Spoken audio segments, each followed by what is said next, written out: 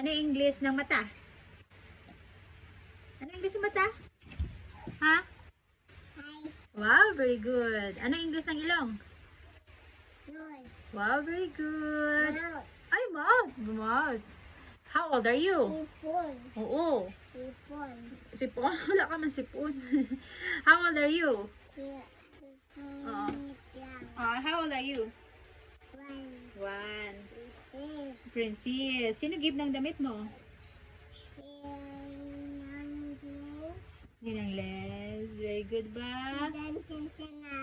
Oo, si Chinchin. Kaya, ano yung English ng buhok? Wow, hair. Very good. Langaw. Marunong ka na mag-count? Count me? Ikat. Oh, cat. Ano yung English ng pusa? Cat. Ano yung English ng aso?